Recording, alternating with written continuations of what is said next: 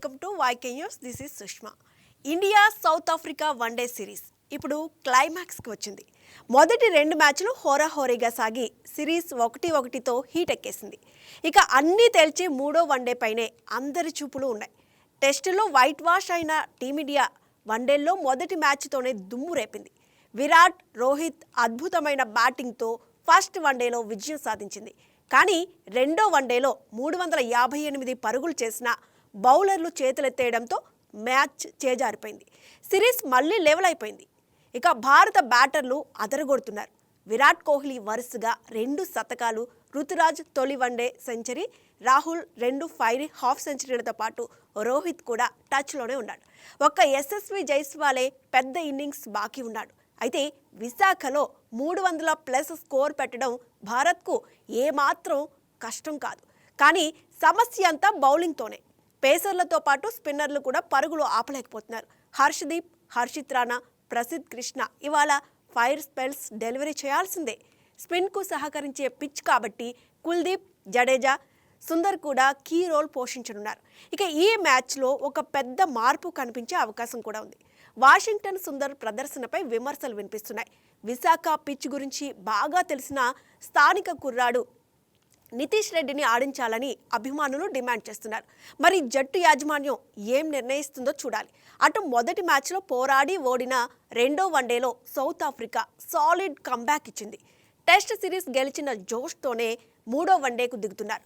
Markram, బీచ్కే, Brevis, Bosch, ANSYS, బపుమా కూడా ఫామ్లోనే ఉన్నారు. De Kock మాత్రం ఇంకా పెద్ద ఇన్నింగ్స్ ఇవ్వలేదు. మరోవైపు టీమిండియా లాగే కూడా సఫారీలు బౌలింగ్లో సమస్యలు ఎదుర్కొంటున్నారు. బర్గర్కు గాయమైంది. దీంతో అతను మిస్ అయితే బ్యాట్స్మన్ టీంలోకి వస్తాడు. అటు ఎంగిడి, యాన్సన్లపై ప్రోటీన్ టీం ఎక్కువ నమ్మకం పెట్టుకుంది. ఇకపోతే విరాట్ కోహ్లీకి భారత్లో అత్యంత అచ్చొచ్చిన వేదిక వైజాగ్. ఇక్కడ 7 వన్డేలు ఆడిన కోహ్లీ 97.83 సగటుతో 587 పరుగులు సాధించాడు. అందులో 3 సెంచరీలు, 2 హాఫ్ సెంచరీలు ఉన్నాయి. ఈ సిరీస్లో ఇప్పటికే వరుసగా 2 సెంచరీలు చేసిన విరాట్ వైజాగ్లో హ్యాట్రిక్ సెంచరీ చేస్తాడా అన్నది ఇప్పుడే సోషల్ మీడియాలో ట్రెండింగ్ టాపిక్. మరోవైపు విశాఖ పిచ్ బ్యాటింగ్కు అనుకూలంగా ఉంటుంది. 300 నుంచి 350 రన్ల ఈ పిచ్పై మామూలే. స్పిన్నర్లు ఇక్కడ మంచి పాత్ర పోషిస్తారు. డ్యూ ప్రభావం ఉండే అవకాశం ఉంది.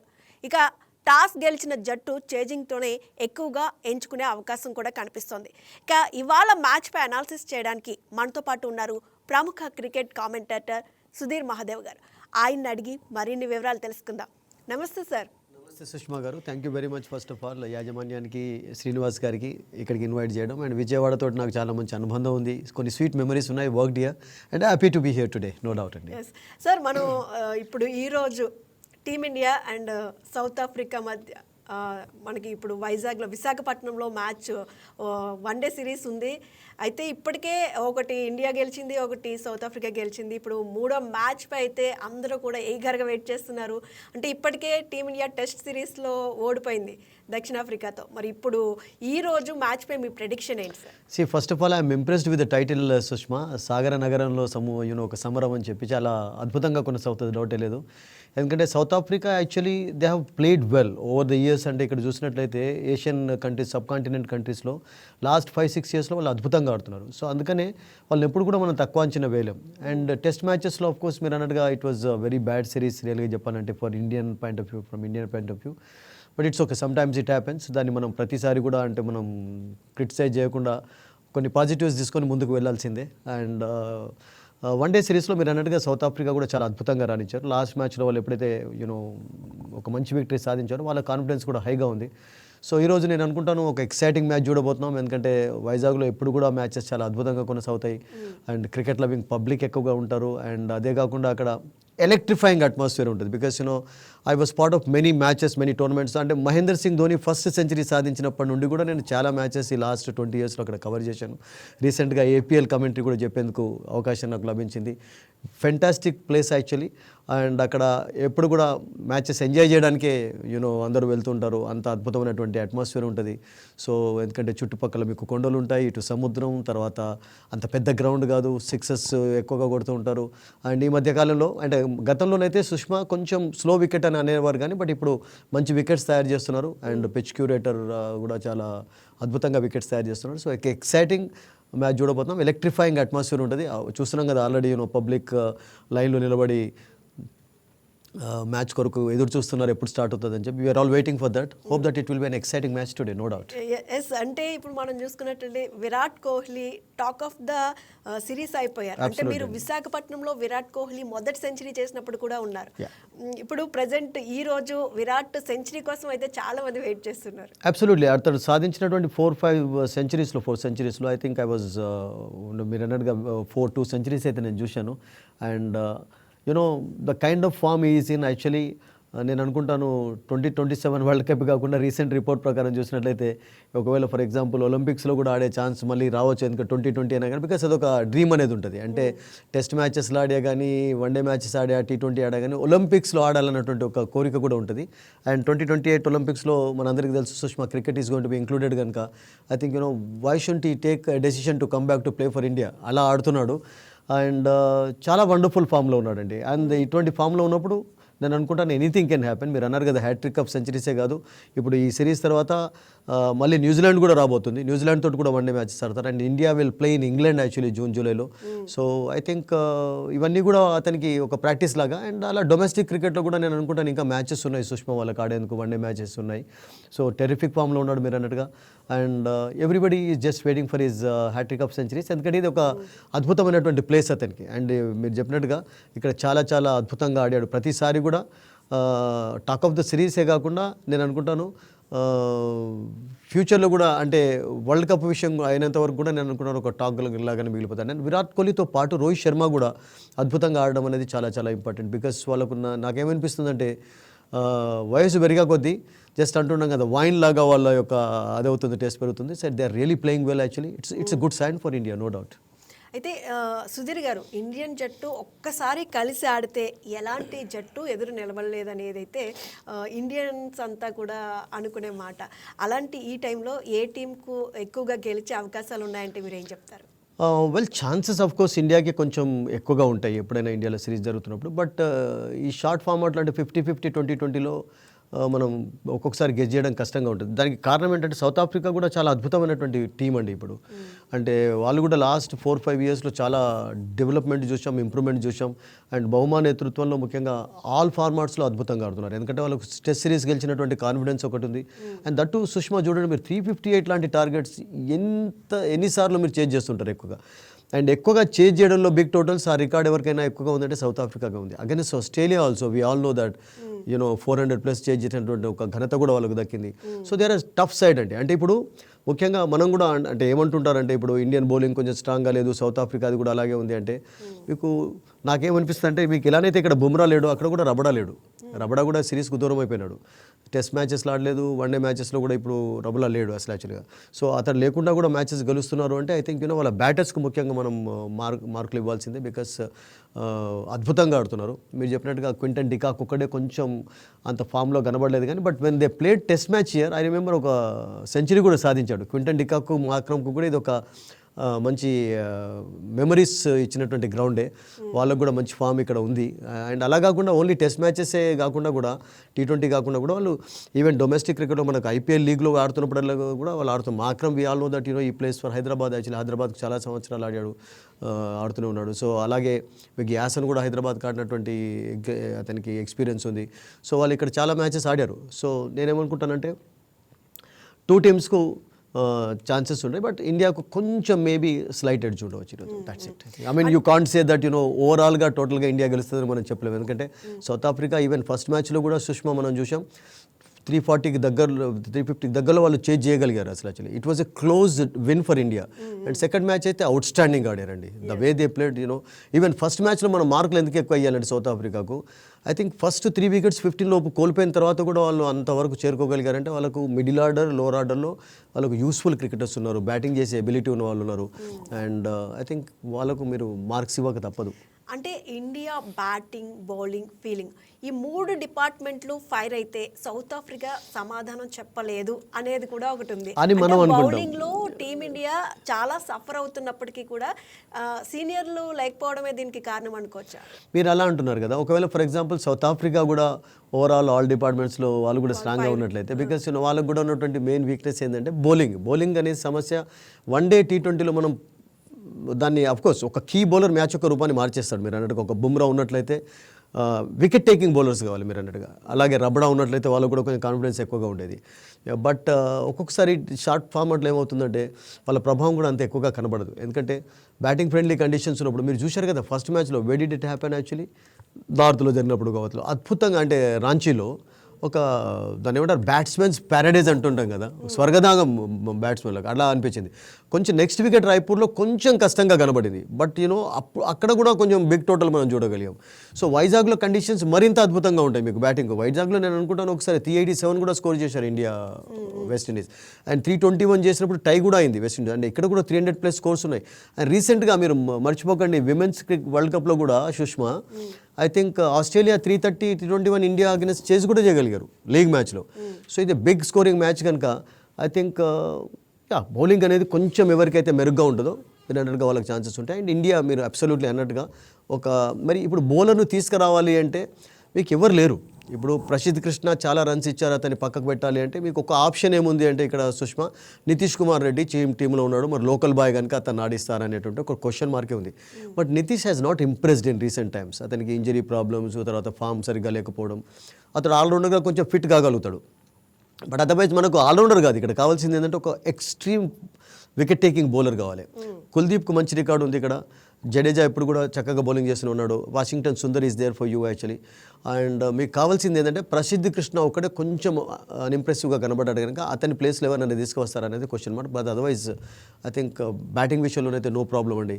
మీరు అన్నారు కదా యశస్వి జైస్వాల్ ఒక big innings is everybody is waiting for that అని చెప్పి, you know is a very good player actually and very class player also.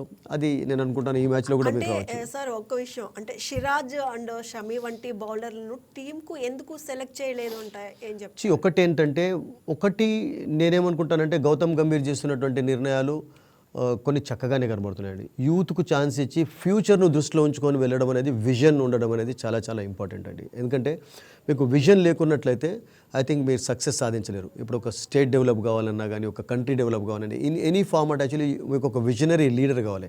So Gautam Gambhir ఆ పాయింట్ ఆఫ్ వ్యూలో నాకేమనిపిస్తుందంటే is not looking bad as ఒక కోచ్గా కాదు. ఎందుకంటే అతని నేతృత్వంలోనే ఇంగ్లాండ్లో సిరీస్ డ్రా చేసుకొని వచ్చారు అలా అనుకుంటుంటే Sushma.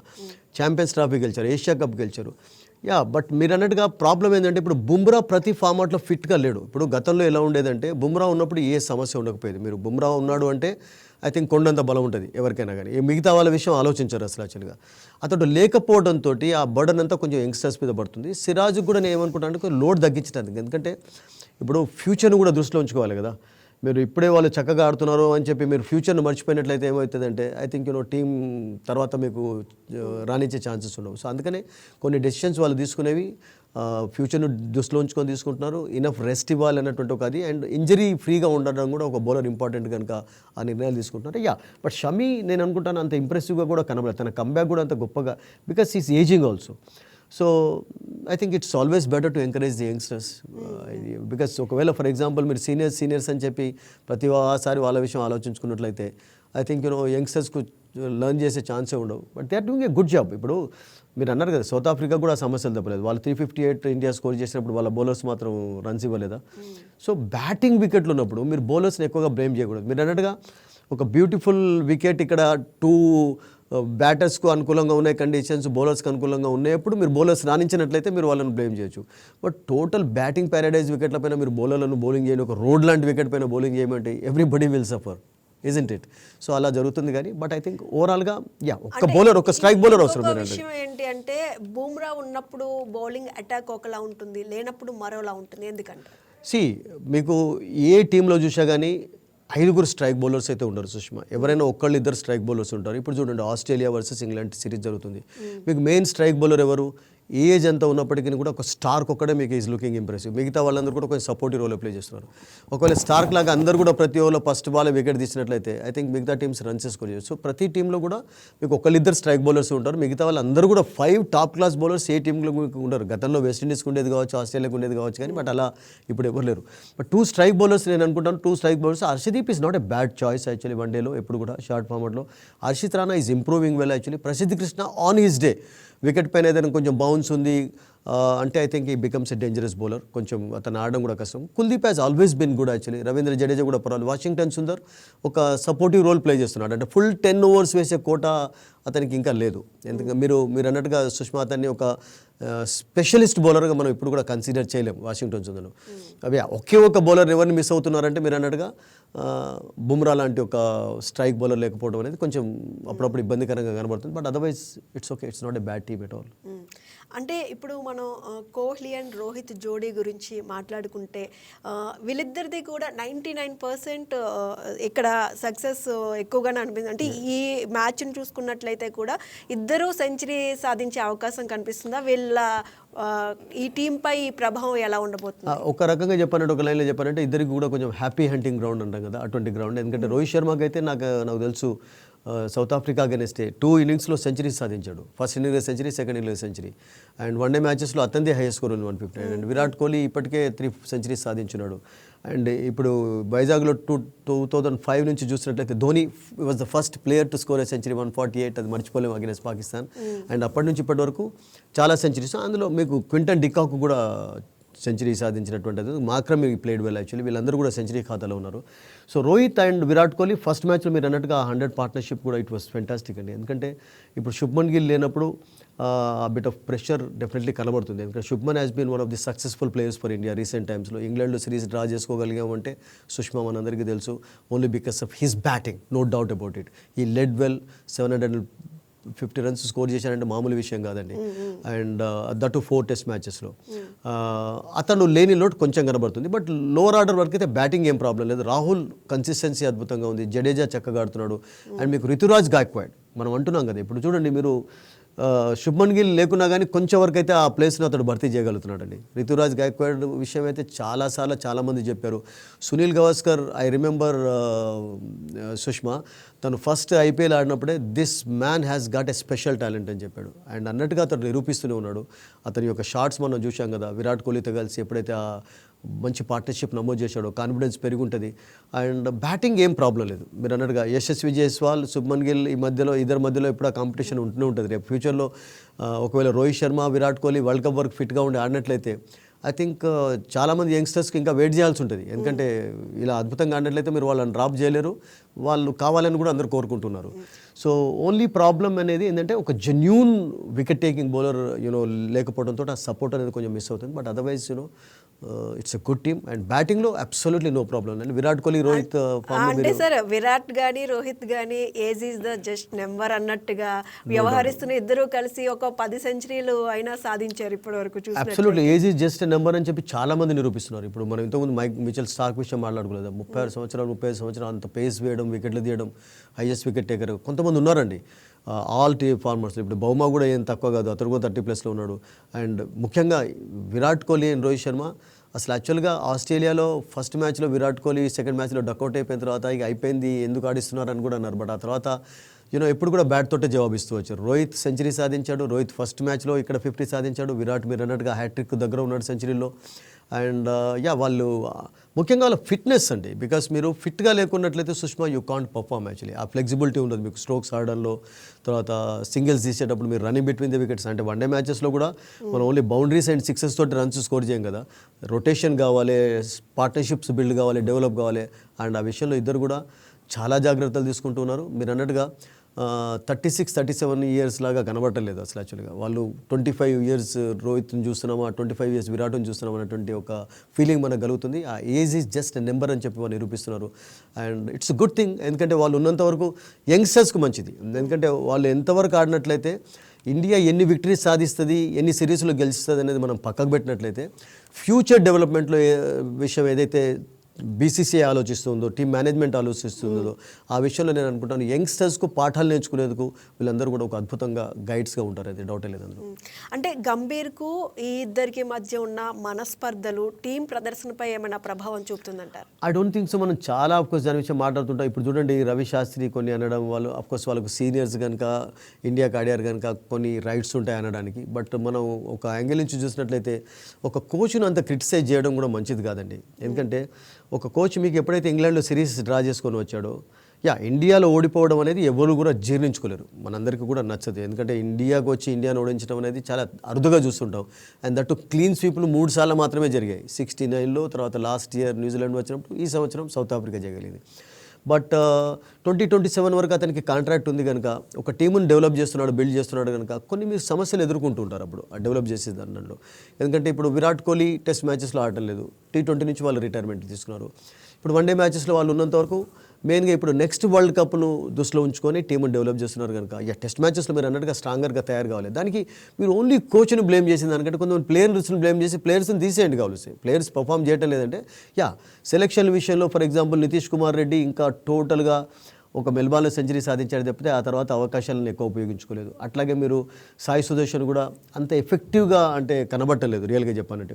Is a talented player, future పర్వాలేదు కావచ్చు కానీ, బట్ ఇప్పుడు లేదు కనుక అందుకనే కొంతమందిని తీసుకుంటే బాగుంటుంది అన్నటువంటి ఒక డౌట్స్ అందరికీ కలిగాయి. But otherwise I think what Gambhir is doing totally బ్యాడ్గా ఏం కనబట్టలేదు. అతని ఉద్దేశం ఏంటంటే యంగ్స్టర్స్కి అవకాశాలు లభించాలి, ఒక యంగ్ టీం ఇప్పుడు తయారైనట్లయితే నెక్స్ట్ 10-15 ఇయర్స్ వరకు ప్రాబ్లం ఉండకుండా ఉండాలని చెప్పి. ఇప్పుడు చూడండి, విరాట్ కోహ్లీ వచ్చినప్పుడు స్టార్టింగ్లో స్టార్టింగ్లో అతనికి అన్ని అవకాశాలు వచ్చాయి. సచిన్ టెండూల్కర్, లక్ష్మణ్, సేవాగ్, గంభీర్ వీళ్ళందరూ ఆడుతున్నప్పుడు విరాట్ కోహ్లీ ఎంత ఎదురు చూడాల్సి వచ్చింది.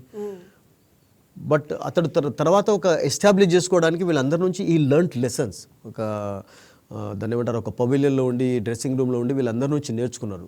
సో ఆ తర్వాత ఒక లెజెండ్గా తయారైపోయినాడు, ఒక క్లాస్ ప్లేయర్గా తయారైపోయినాడు. సో ఇప్పుడు ఉన్నటువంటి వాళ్ళు కూడా నేను అనుకుంటాను, అదే నేను చెప్పి స్టార్టింగ్ ఏమన్నప్పుడు, విరాట్ కోహ్లీ, రోహిత్ ఉన్నంత వరకు ఇండియా ఎన్ని విక్టరీస్ సాధిస్తుంది అనేది మనం పక్కకు పెట్టినట్లయితే యంగ్స్టర్స్ ఎంత నేర్చుకుంటున్నారు, ఎంత బిగ్ గైడ్స్గా వాళ్ళు ఉన్నారనేది మనం ఆలోచించాలి ఫ్యూచర్ విషయం.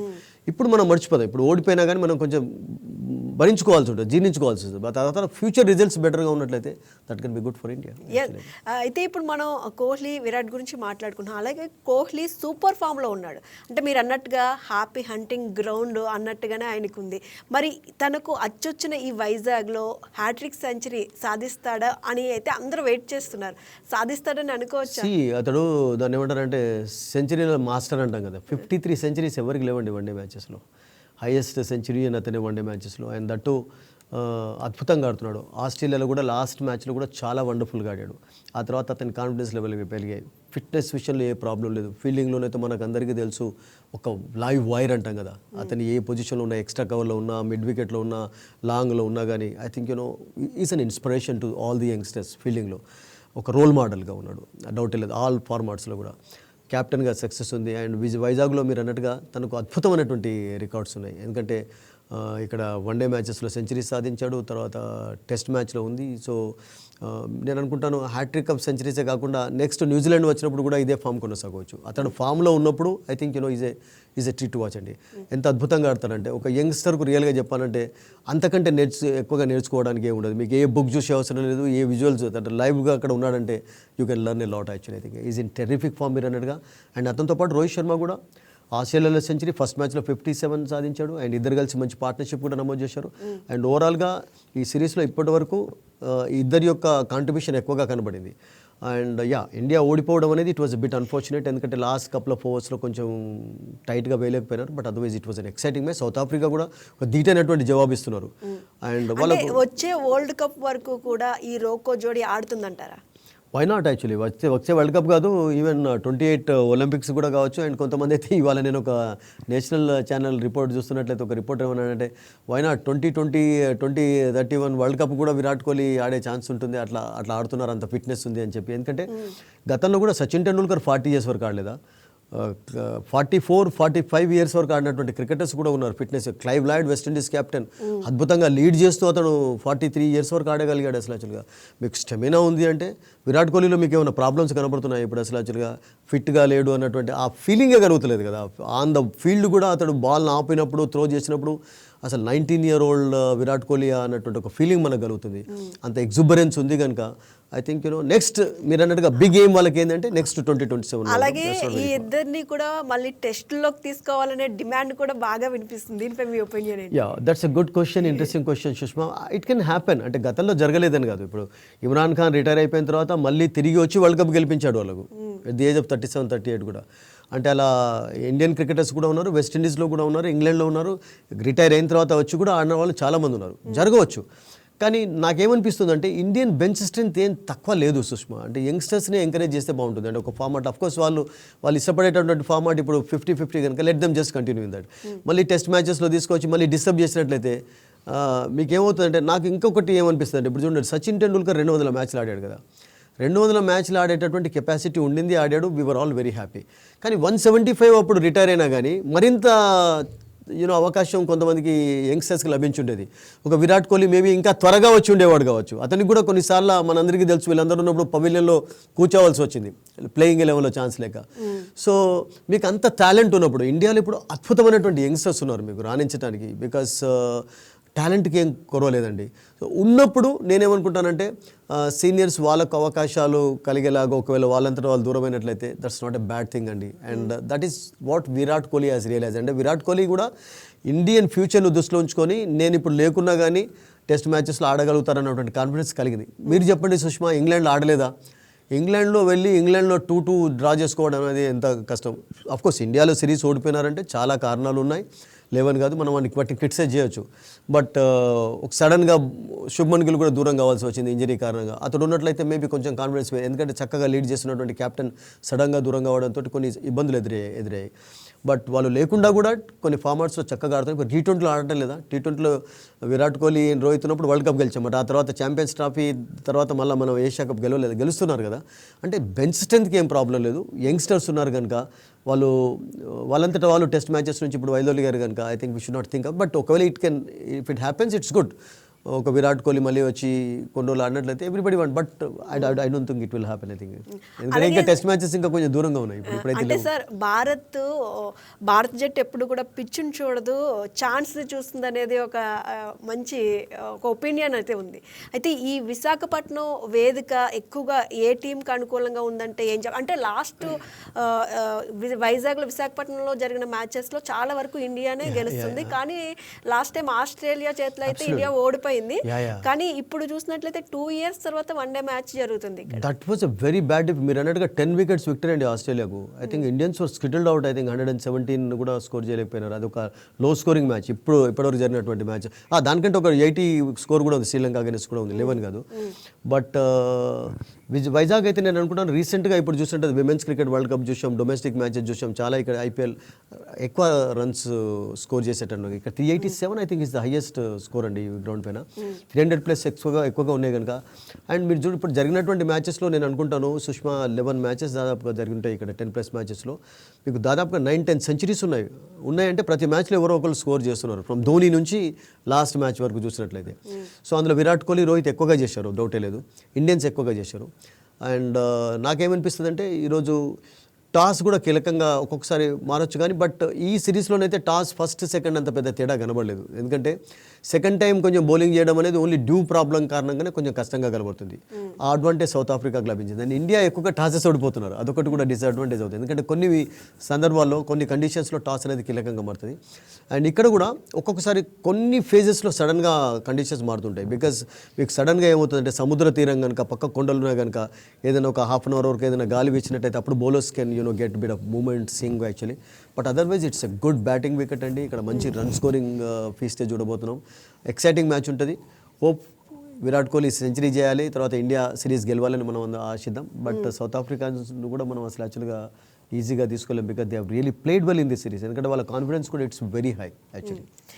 అంటే సార్ ఇప్పుడు మీకు పర్సనల్గా ఒపీనియన్ గురించే అడుగుతున్నాను నేను ఈ క్వశ్చన్.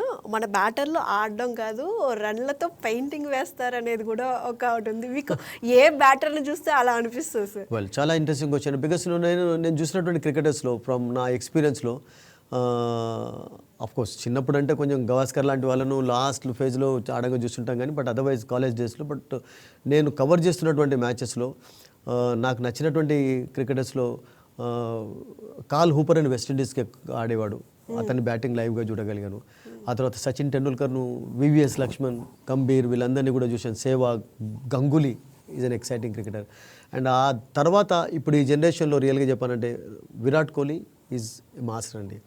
నాకు రోహిత్ శర్మ కంటే కూడా విరాట్ కోహ్లీ ఆడుతున్నప్పుడు కొంచెం ఒక దాన్ని ఏమంటారంటే ఒక డిఫరెంట్ ఫీలింగ్ కలుగుతుంది. ఎందుకంటే అతడు పేస్ చేసేటటువంటి విధానం అంటారా, ఇన్నింగ్స్ బిల్డ్ చేసే విధానం అంటారా, అతను ఆడే స్ట్రోక్స్ అంటారా, ఐ థింక్ దాన్ని ఎవరు కూడా మించలేరండి. అందుకని ఇప్పుడు మోడర్న్ కింగ్ అతనికి ఆ పేరు వచ్చింది అంటే అతనికి ఆ క్వాలిటీస్ ఉన్నాయనే పేరు వచ్చింది, డౌటే లేదు. అండ్ యంగ్స్టర్స్లో absolutely no doubt Shubman Gill is looking good actually. Rahul కూడా ఆడుతున్నప్పుడు అద్భుతంగా అనిపిస్తుంది. బట్ విరాట్ కోహ్లీ యంగ్ జనరేషన్లో I don't think anybody is better than him, no doubt about it. Is master. అట్లా మీరు అన్నట్టుగా ఒక షాట్ ఆడుతున్నప్పుడు అతడు cover drive, extra cover drive ఆడినప్పుడు, ఫ్లిక్ ఆడినప్పుడు, ఈవెన్ హుక్స్ కూడా ఎంత అద్భుతంగా ఆడుతున్నాడు అండి. మనం వచ్చిన తర్వాత కూడా అంటే అతనిలో కాన్ఫిడెన్స్ అనేది ఎక్కువగా ఉంది కనుక హుక్ స్టార్టింగ్లో వచ్చిన తర్వాత ఏ batter ఆడడు.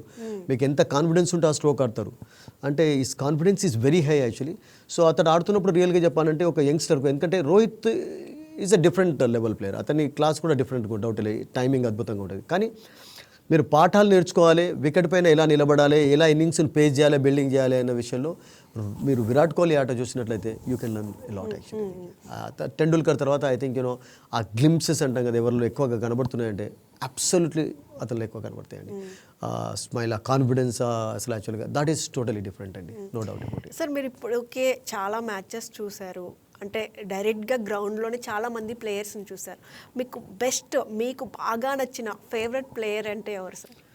Well, my favorite player used to be Vishwanath and Gavaskar those days actually. I loved them actually. But నాకు ఇంటర్వ్యూ చేసినప్పుడు సచిన్ టెండూల్కర్, లక్ష్మణ్ లాంటి వాళ్ళని ఇంటర్వ్యూ చేసినప్పుడు వెస్టిండీస్ వాళ్ళని కూడా చాలా మందిని చేశాను. రిచర్డ్స్ లాంటి, గార్డెన్ గిరి, అంటే వాళ్ళలో మనం అంటుంటాం కదా, అంటే ఇప్పుడు ఒక ప్లేయర్కు క్వాలిటీ టాలెంట్ ఉండడం ఇంపార్టెంట్ కదా, నిండుకుండా తొనకంలాగా ఉండాలండి. సో ఆ క్వాలిటీస్ ఎవరిలోనైనా ఎక్కువగా కనబడ్డాయంటే సచిన్ టెండూల్కర్లో కనబడ్డాయండి, డౌట్ లేదు. ఎందుకంటే ఒక జర్నలిస్ట్ క్వశ్చన్స్ చేస్తున్నప్పుడు అతడు ఇచ్చేటటువంటి ఆన్సర్స్, లక్ష్మణ్ కూడా చాలా పేషెన్స్ తోటి, కూల్గా, కామ్గా, మీకు చాలా తక్కువ ఉంటారు అసలు యాక్చువల్గా. అంటే కొంతమంది ఎలా ఉంటారంటే జర్నలిస్ట్ అడుగుతున్నప్పుడు పెద్ద పెద్ద ప్లేయర్లు కూడా ఇలా మైక్ ఇలా పక్కకు పెట్టి వెళ్ళిపోయినటువంటి ఎగ్జాంపుల్స్ కూడా ఉన్నాయి. కెమెరామెన్లను కొట్టినటువంటి క్యాప్టెన్స్ ఉన్నారు, ఇండియన్ క్యాప్టెన్స్ ఉన్నారు. అలా మనం I don't want to name them actually, I think. But రియల్గా ఏదైనా నేర్చుకోవాలి అంటే వాళ్ళు ఉన్నారు అంటే ఒక జర్నలిస్ట్ కూడా ఇంటర్వ్యూ చేస్తున్నప్పుడు వాళ్ళ ఒక కాన్ఫిడెన్స్ ఉంటుంది, అంటే this man is there to give answers అని చెప్పి. అంత పేషెన్స్, వాళ్ళు ఎలానైతే ఆ క్లాస్ చూపిస్తుంటారో వాళ్ళ ఆన్సర్స్లో కూడా, వాళ్ళ బిహేవియర్లో కూడా అదంతా కూడా అంటే నేర్చుకోవడానికి అవన్నీ కనబడతాయి. సో ఐ థింక్ ఎక్కువ ఎవరిలోనైనా కనబడింది అంటే Laxman and Tendulkar, they were outstanding. Whenever I had an opportunity to talk them, interview them, comfort levels వేరే రకంగా ఉంటాయి.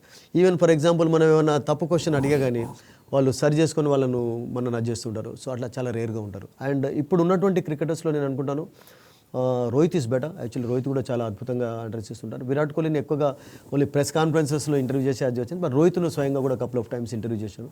Is also an outstanding man actually, no doubt అండి.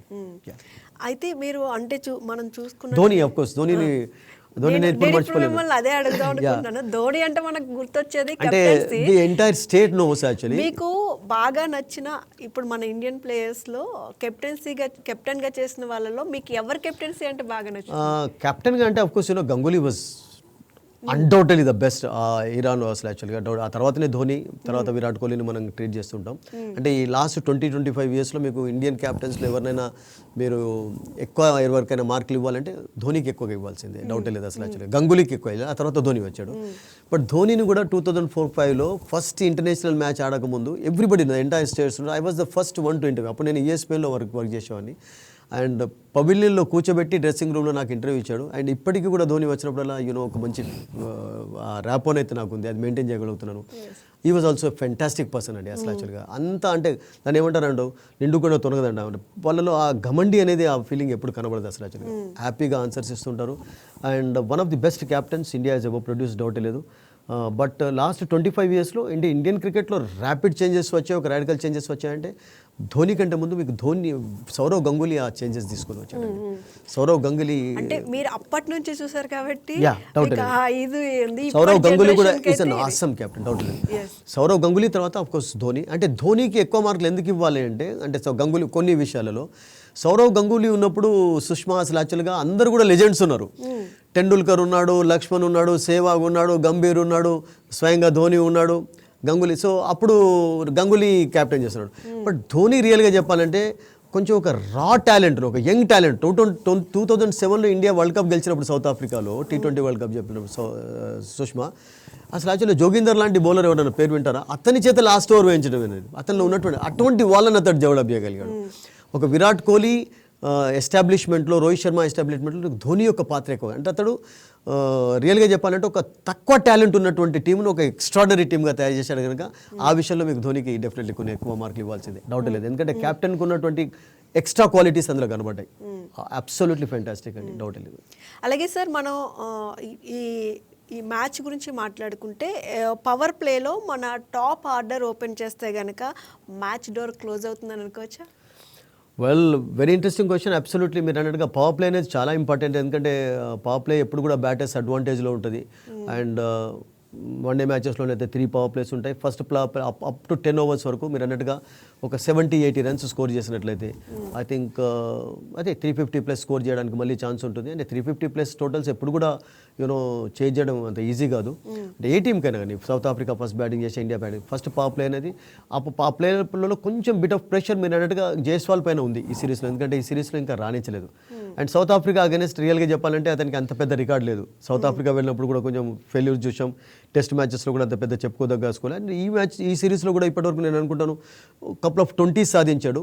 అండ్ మంచి start తర్వాత అవుట్ అవుతున్నాడు. సో అక్కడ కొంచెం patience కనబర్చి మీరు అన్నట్టుగా అతడు ఒక మంచి ఇన్నింగ్స్ బిల్డ్ చేసినట్లయితే it can be good for him. ఎందుకంటే అతడు కూడా 2027 వరల్డ్ కప్ రేస్లో ఉన్నాడు కనుక. ఎందుకంటే ఫర్ ఎగ్జాంపుల్ ఇలాగే ఆడుతున్నట్లయితే రేపు హూ నోస్ పృథ్వీ షా మళ్ళీ తన యొక్క బిహేవియర్ చక్కబరుచుకొని ఫామ్ కనబర్చి టీంలోకి వచ్చిన తర్వాత there will be competition. Shubman గిల్లా లేకుంటే యశస్వి జైస్వాల్, రోహిత్ ఆల్రెడీ మీకు ఓపెనర్గా ఉన్నాడు, అతడు కూడా ఇలాగ ఆడిన యశస్వి జైస్వాల్కు తెలుసు తన యొక్క రోల్ ఏంది అసలు. యాక్చువల్గా తను ఉండాలి, ఎస్టాబ్లిష్ చేసుకోవాలంటే యాజ్ అన్ ఓపెనర్గా ఐ థింక్ ఈ సిరీస్ అనేది చాలా ఇంపార్టెంట్. ఇప్పుడు ఈ సిరీస్ తర్వాత న్యూజిలాండ్ వస్తుంది. న్యూజిలాండ్ వచ్చినప్పుడు ఫర్ ఎగ్జాంపుల్ సుష్మా మీరు ఆలోచించండి, రోహిత్ శర్మ అండ్ అలాగే విరాట్ కోహ్లీ ఇదే ఫామ్ కొనసాగించినట్లయితే శుభ్మన్ గిల్ వచ్చాడంటే మీకు యశస్వి జైస్వాల్కు ఛాన్స్ ఉన్నది అక్కడ. ఆ ప్లేస్ మళ్ళీ శుభ్మన్ గిల్ తీసుకుంటాడు డెఫినెట్లీ.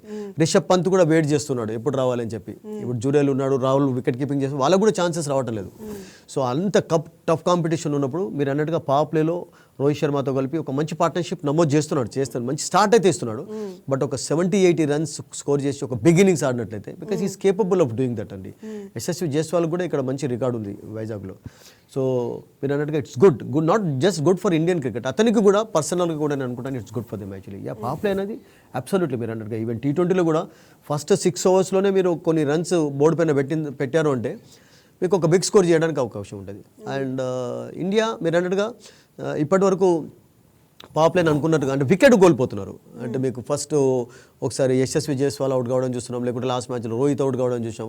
సో అలా కాకుండా మీరు అన్నట్టుగా వికెట్ కోల్పోకుండా ఒక 70-80 runs ఇద్దరు స్కోర్ చేసినట్లయితే that can be good for India. And ఆ తర్వాత కూడా లోవర్ ఆర్డర్ పైన అంత ప్రెషర్ అనేది ఉండదు. That's not a bad thing actually. అలాగే మన స్పిన్నర్లు ఒక్కొక్కసారి బంతిని తిప్పరు, మ్యాచ్ని తిప్పేస్తారు.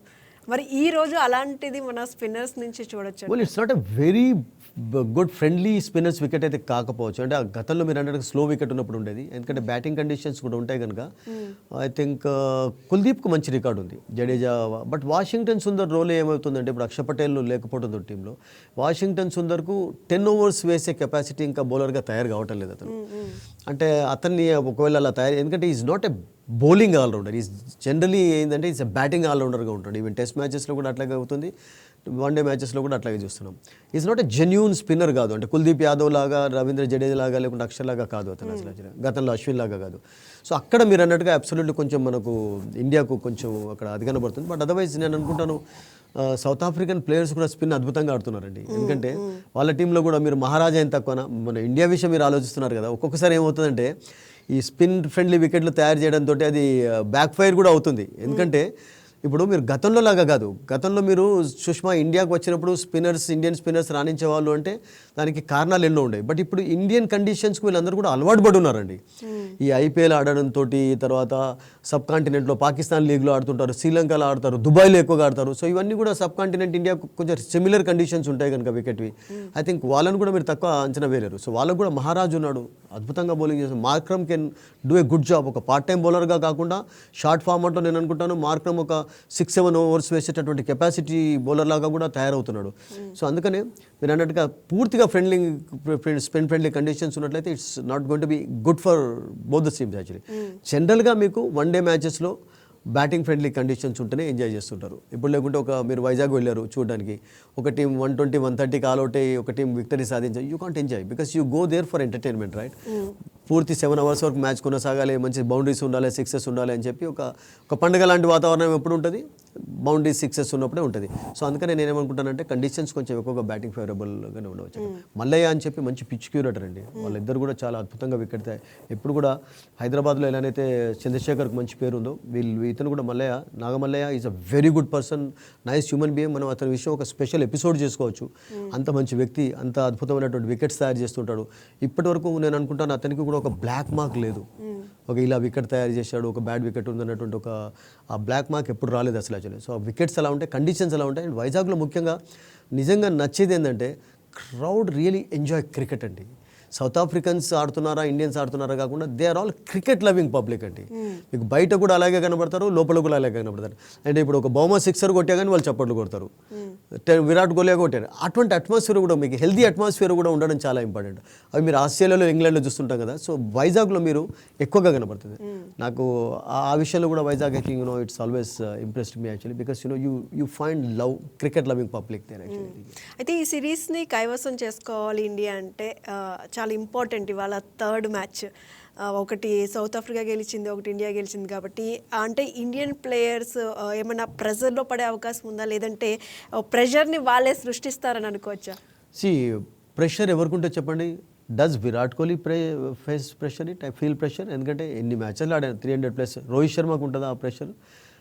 యశస్వి జైస్వాల్ కూడా ఆడుతున్నాడు, రాహుల్కి ఉంటుందా, జడేజాకు ఉంటుందా? ప్రెషర్ కాదు కానీ, బట్ ప్రాబ్లం ఏంటంటే 1-1 ఉన్నప్పుడు థర్డ్ మ్యాచ్ అనేది మీరు అన్నట్టుగా కొంచెం 2 teams కూడా కొంచెం ఒక డిఫరెంట్ అది ఉంటుంది. ఎందుకంటే మీరు అన్నట్టుగా సిరీస్ గెలిచిన తర్వాత ఫీలింగ్ వేరే రకంగా ఉంటుంది. బట్ ఇప్పుడు సిరీస్ గెలిచేందుకు 2 teamsకి అవకాశం ఉంది కనుక ఐ థింక్ ఒక ఎక్సైట్మెంట్ డిఫరెంట్గా ఉంటుంది. ఎందుకంటే ఇండియా ఓడిపోకుండా, ఎందుకంటే నేను అనుకుంటాను షార్ట్ ఫార్మాట్లో టెస్ట్ సిరీస్ ఓడిపోయినటువంటి ఎగ్జాంపుల్స్ కూడా ఇండియాలో ఎప్పుడు లేవు. చాలా 30-40 years ఏగా ఎప్పుడో చూసాం టెస్ట్ సిరీస్ ఓడిపోయిన తర్వాత వన్ డే మ్యాచెస్ సిరీస్ ఓడిపోవడం అనేది, అది ఎప్పుడు కూడా జరగలేదు. సో ఇప్పుడు దానికి దగ్గరలో ఉండాలి కనుక దానికి కాకుండా చూసుకోవడం కూడా చాలా ఇంపార్టెంట్. అది మీరు అన్నారు, ఇంతకుముందు చెప్పారు కదా, గంభీర్ కూడా చాలా కొన్ని సమస్యలు ఎదుర్కొంటున్నాడు, క్రిటిసైజం ఎదుర్కొంటున్నాడు. సో ఇవన్నీ కూడా కొంచెం దూరం కావాలి అంటే ఒక మంచి ఛాన్స్ ఉంది. అండ్ నాకేమనిపిస్తుంది అంటే ఎప్పుడైనా కానీ సుష్మా, అంటే ఒక టీమును డెవలప్ చేసే సమయంలో కొన్ని మీరు సమస్యలు ఎదుర్కొంటున్నారు అంటే వాటిని జీర్ణించుకునేటందుకు కూడా మనకు కొంచెం అది ఉండాలి, కెపాసిటీ శక్తి ఉండాలి. ఎందుకంటే టీమ్ డెవలప్మెంట్, ఫ్యూచర్ డెవలప్మెంట్ అనేది కూడా చాలా ఇంపార్టెంట్. సిరీస్ విన్ అనేది ఈక్వల్గా ఎంత ఇంపార్టెంటో ఇప్పుడు, బట్ ఫ్యూచర్ను దృష్టిలో ఉంచుకొని ఇండియా ముందుకు వెళ్తుంది కనుక I think if something happens also we should be ready for that because both teams have really played well. ఇప్పటివరకు 2 teams కూడా చాలా అద్భుతంగా ఆడాయి. అసలు సౌత్ ఆఫ్రికా కూడా మనం చెప్పుకున్నట్టుగా 2020 నుంచి లాస్ట్ 5 yearsలో సబ్ కాంటినెంట్లో వాళ్ళ రికార్డు 80-90% ఉంది. మన పాకిస్తాన్లో కూడా ఫస్ట్ మ్యాచ్ ఓడిపోయిన తర్వాత second match they drive the series actually. వాళ్ళు ఓడిపోవటం లేదు, బంగ్లాదేశ్లో సిరీస్ గెలిచారు. లాస్ట్ 5-6 yearsలో వాళ్ళకి సబ్ కాంటినెంట్ రికార్డ్ పెరుగుతుంది. ఎందుకంటే వాళ్ళ ప్లేయర్స్ ఇక్కడ వచ్చి ఆడడం, సబ్ కాంటినెంట్ కండిషన్స్కి అలవాటు పడడం కారణం అంటారా, లేకుంటే వాళ్ళలో టాలెంట్ ఉందా, టీమ్ ఉందా, అవన్నీ మీరు చూసినట్లయితే I think they are also not a bad side, they are proving well. So అందుకనే సౌత్ ఆఫ్రికా అగైన్స్ ఆడుతున్నప్పుడు ఎప్పుడైనా కానీ అంత ఈజీగా తీసుకోలేము. అంటే సార్ ఇప్పుడు మనం ఫైనల్గా మాట్లాడుకుంటే ఈ విశాఖపట్నం ఏదైతే ఉందో ఇక్కడ ఈ స్టేడియంలో టీమిండియాకి కలిసి వచ్చే అంశాలు ఏంటి?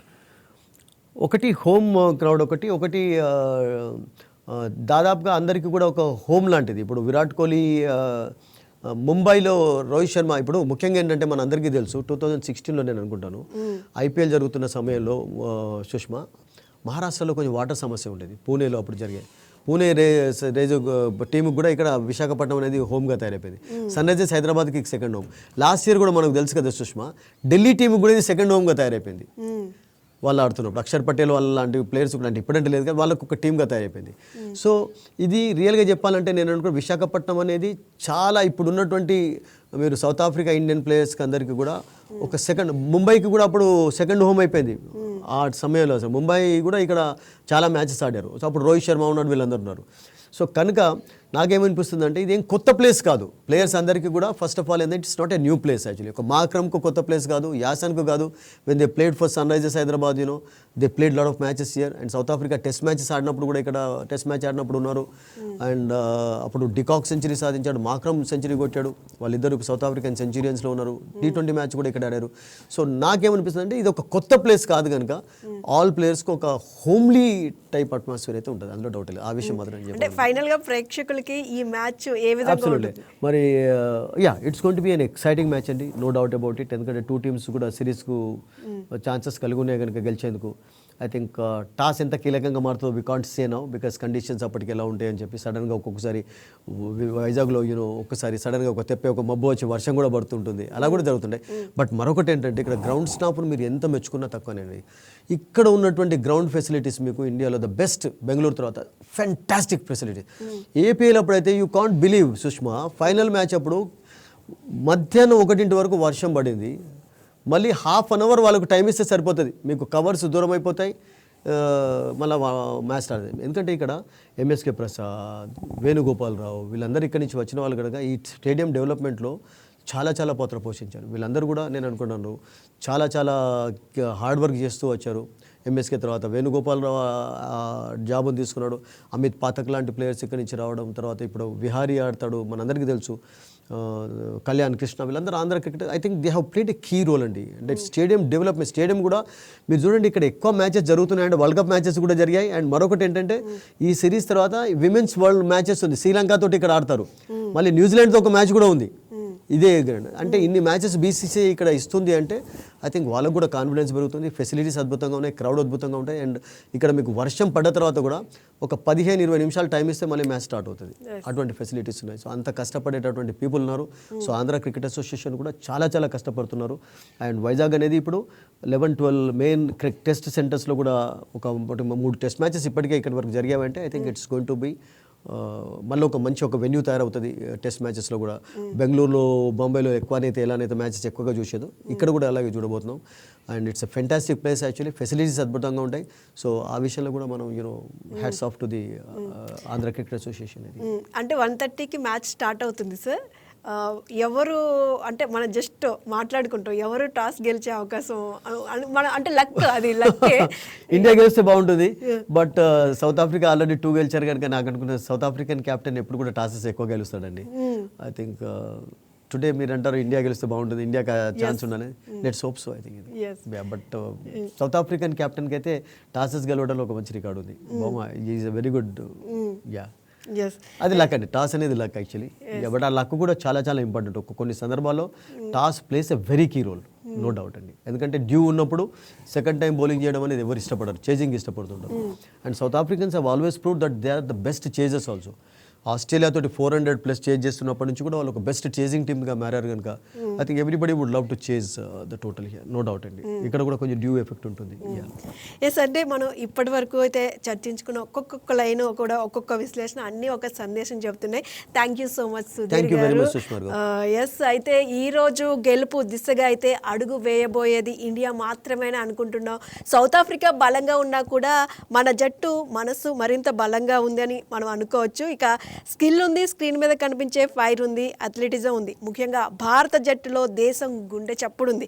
కాబట్టి మీ టీవీలో ఆన్ మీదే ఉంచండి, మీ హృదయాలు బ్లూ మీదే ఉంచండి. ఒకే ఒక మాటతో ముగిస్తున్న India take the charge. Yes that's all for now. Keep watching YK news. ఇది తెలుగువారి గుండె చప్పుడు. ఈ వీడియో మీకు నచ్చినట్లయితే లైక్ కొట్టి షేర్ చేసి మా వైకే టీవీ ఛానల్ని సబ్స్క్రైబ్ చేయండి.